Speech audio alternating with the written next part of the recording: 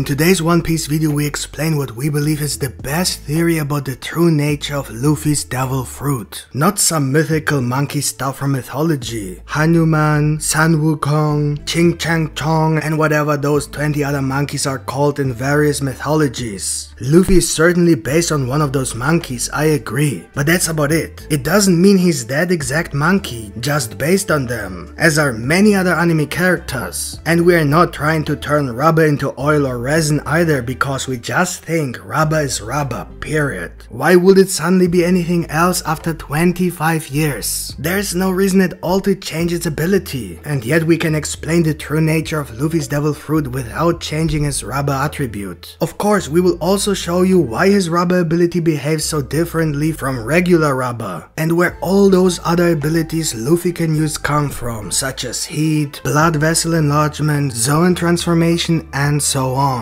People seem to forget that the awakening of a devil fruit is based on the user of the fruit being aware of the true essence, or at least experiencing it at the moment of awakening, or having some kind of interaction. Luffy cannot awaken oil or anything else if he did not have anything to do with these attributes at the time of his awakening. The essence of his fruit must have something to do with the circumstances of his awakening, and thus with the fact that Joy Boy has returned, which is the only logical explanation for why the world government changed the name of the fruit to Gomu Gomu no Mi, and thus wanted to erase this fruit from history, since Joy Boy comes from the Void Century, and thus from the time that the world government fears most and wants to erase from history. It is not about any specific powers or abilities and attributes that the government fears or wants to erase. Stay tuned, this theory is insanely good. Also, only a small percentage of the people who watch our videos are actually subscribed, so if you end up liking this video, consider subscribing. Please enjoy this video, let's go!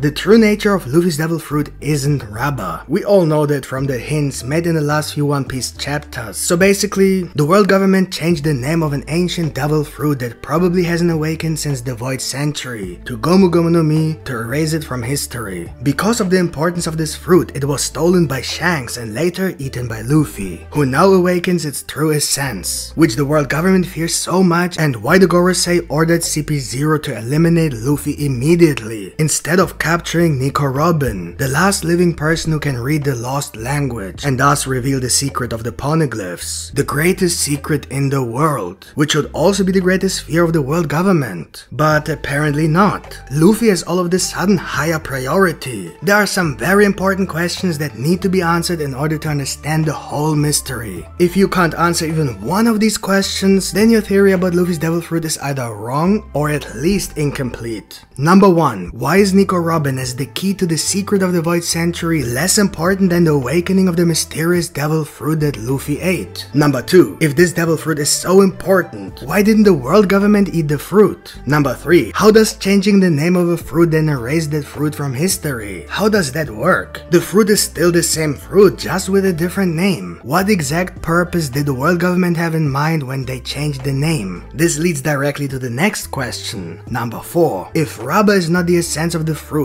what is it? And why does Luffy have rubber abilities? And most importantly, how come it initially has a different name, even though the name of the devil fruit is determined by the consumer's first experience of the fruit? For literally anyone who would have eaten the same fruit, the first experience should be the rubber body, just as it was for Luffy, considering that the true essence of Luffy's fruit is only revealed when the fruit awakens, which is only possible with years of training, and even then only a handful of people actually awaken the fruit. But the name of devil fruits are based on the first experience. Then why would the actual name of Luffy's devil fruit be anything other than Gomu Gomu no Mi? Why is it necessary to change the name when everyone will call it rubber anyway? Number 5. What was the fruit doing on a government ship and why did Shanks steal it? Number 6. Why did Shanks tell Luffy that it was the Gomu Gomu no Mi when he obviously knew it was a different fruit? Why did he support the government's lie, and how does Shanks even know about this fruit? Number 7. question. Why does Luffy show so many attributes that have absolutely nothing to do with rubber? And how can all these attributes be connected so that it makes sense, but doesn't change the attribute of rubber in any way, shape or form into anything else, just so that the theory then somehow fits? So no oil, resin, reality change, mythical zone fruit which explains all these abilities at the same time, and so on. All this is unnecessary. We need a reason why rubber behaves differently without saying that it is not rubber. Number 8. What do Joy Boy and also Nika have to do with the awakening of the devil fruit? And last but not least, number 9. Why does Luffy seem to show a completely new ability after Joy Boy returned?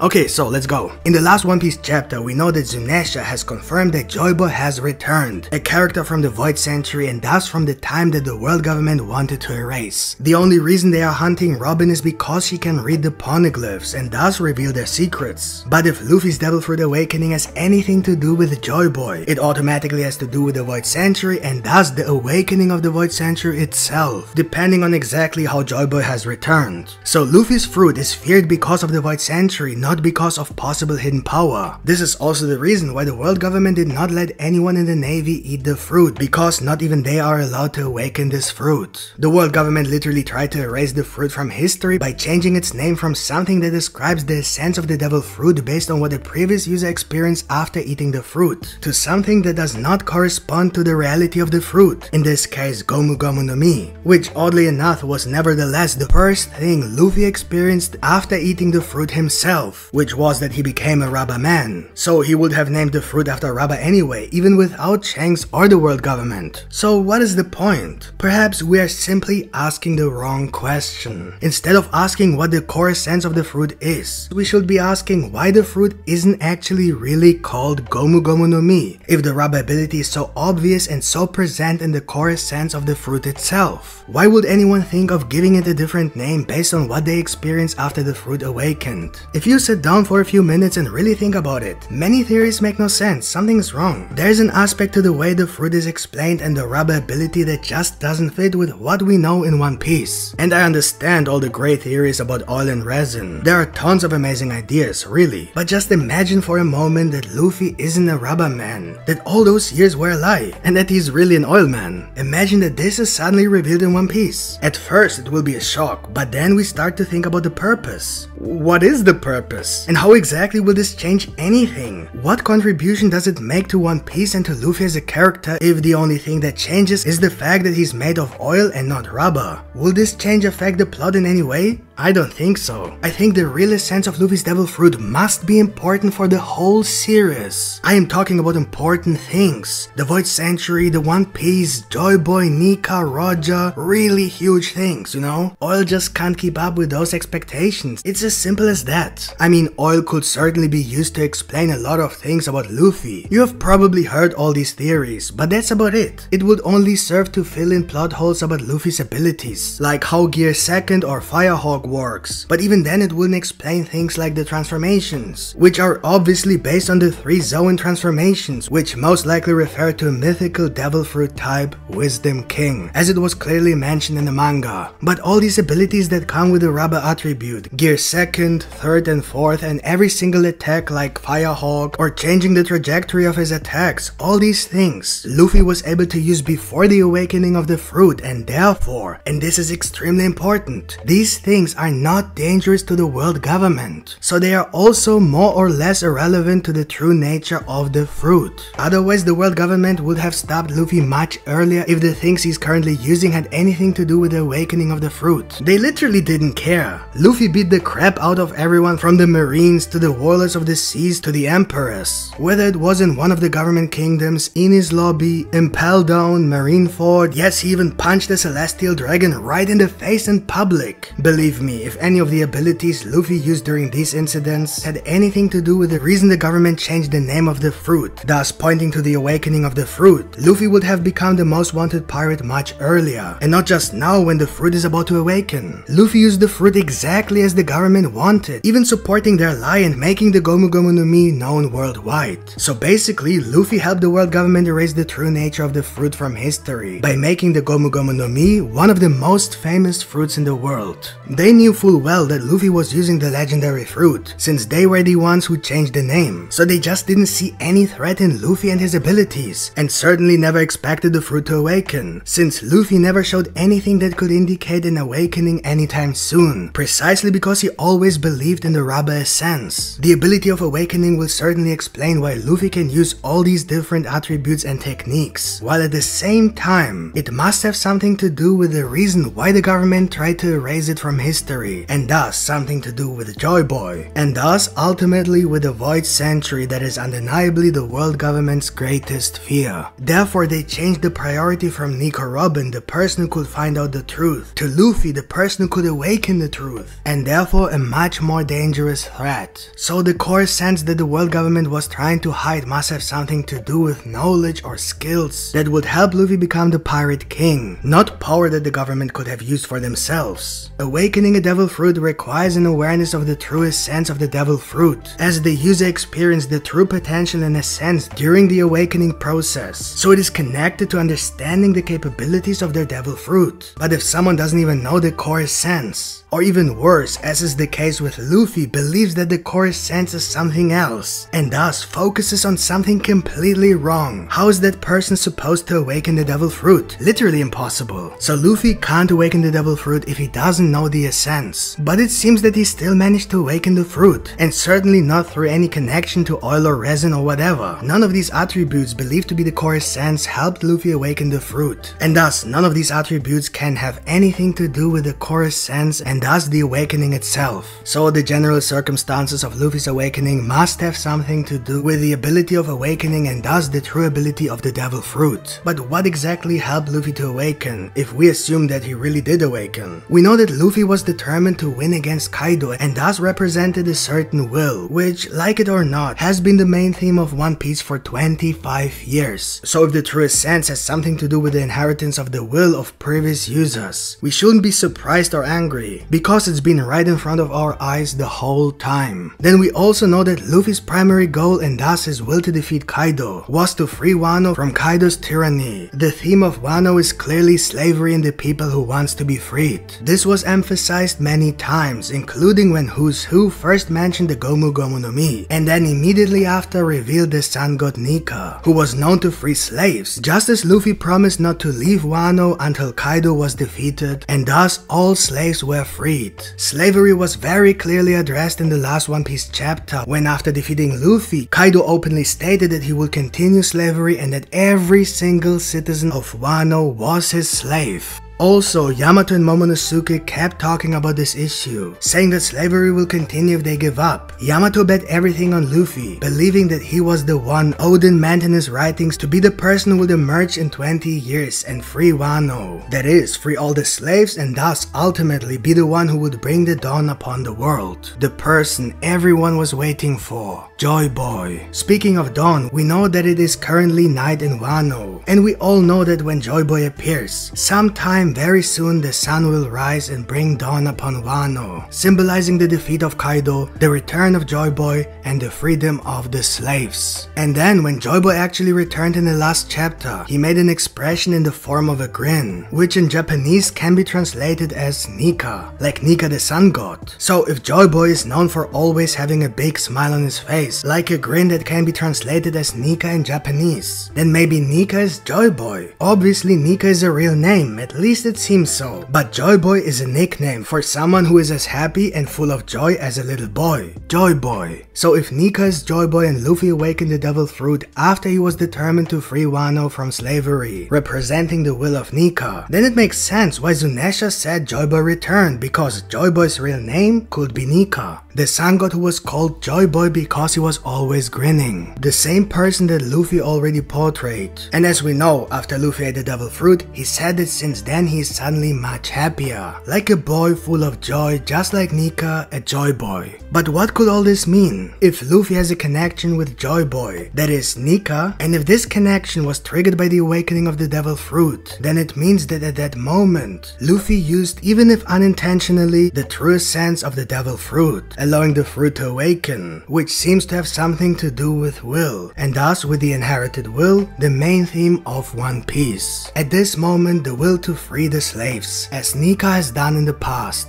So if the devil fruit allows the user to inherit certain traits from the previous user when resonating with their will, then that could explain why Luffy was suddenly showing a different ability. I'm talking about Luffy's hair. So maybe his determination, which is his will, builds the connection to one of the previous users, allowing access to certain things, such as abilities. These inherited abilities could then possibly have something to do with oil or resin, but not the core essence of the fruit. This will then explain why Luffy is so similar to Roger right after he ate the devil fruit and then suddenly started saying the same things, because at that moment he wanted to prove Shanks wrong and become the Pirate King, and therefore show the same determination and will as Roger, which allowed him to use things like voice of all things, choose very similar members for his crew, instinctively know the route and even the weather of the next island, almost as if he had traveled the Grand Line before. Roger literally told Rayleigh he wasn't going to die, which he didn't if he lived on in Luffy, just like Nika. I know, you're thinking now that Roger had no abilities, no rubber, no gear, literally nothing. So how come he ate the fruit but had no abilities? But before my partner continues with this One Piece theory, please take a moment to leave a like.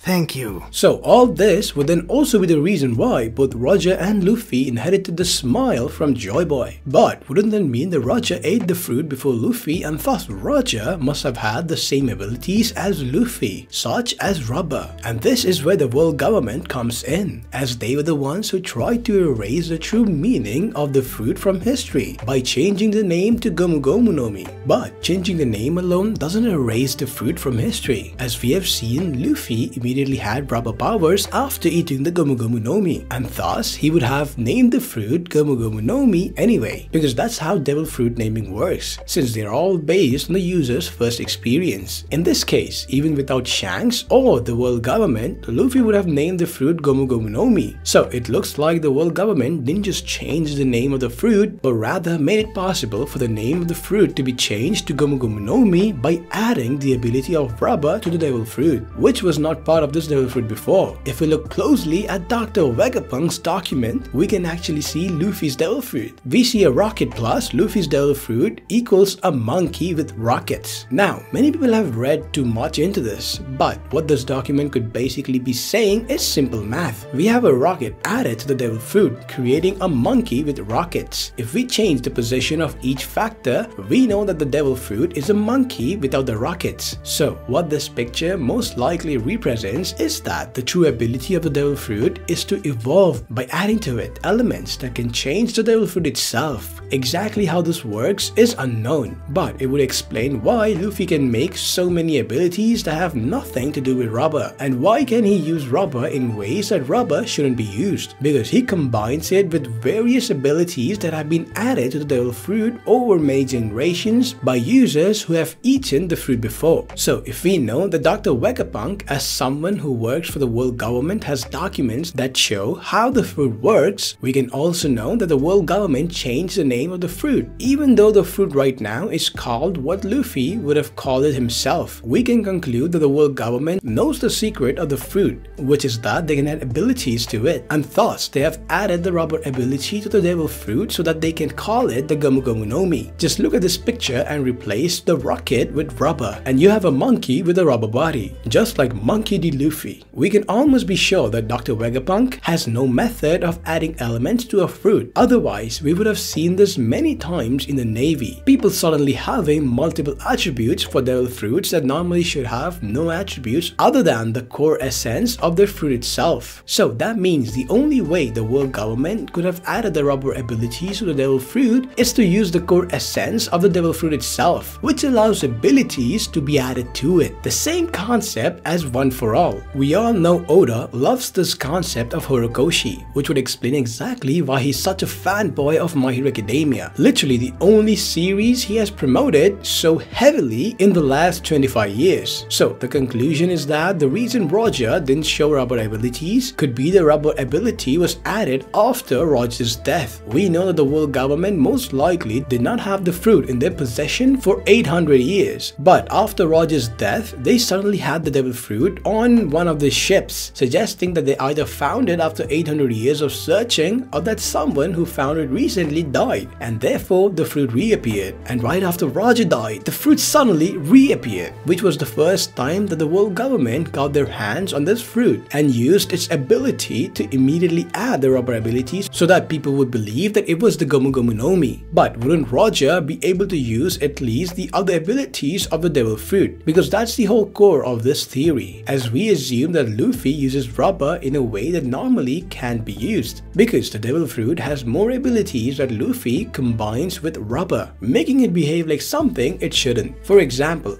Gear Second, which allows the user to increase the size of their blood vessels, causing blood to flow faster and more oxygen and nutrients to be pumped throughout the body. Originally, Luffy used this technique, putting his life expectancy at risk, but then somehow found a way to avoid it, or at least reduce the side effects. We can assume that it has something to do with the fact that Luffy's body is made of rubber and is therefore better able to withstand this abnormality. Because of this technique, Luffy needs a lot of food to keep his metabolism going, which is why Luffy's immense food intake is not a joke, as many people initially believed. But Luffy literally relies on eating like hundreds of thousands of pounds of food to survive, which he can only do because of the fact that he is a rubber man. If someone were to use Gear Second without the ability to withstand the rapid flow of blood because they don't have a rubber body, as we can literally see Luffy's body pumping blood, and also can't ingest enough nutrients to provide the body with the energy it needs, it will severely damage the user's lifespan and cause an early death. Also, currently, no one without rubber would be able to use this ability to its fullest as Luffy did. Now, if we assume that Roger ate the same devil fruit, we can apply the knowledge we just gained from analyzing how Gear Second works to Roger. Roger would not be able to use Gear Second as effectively as Luffy did,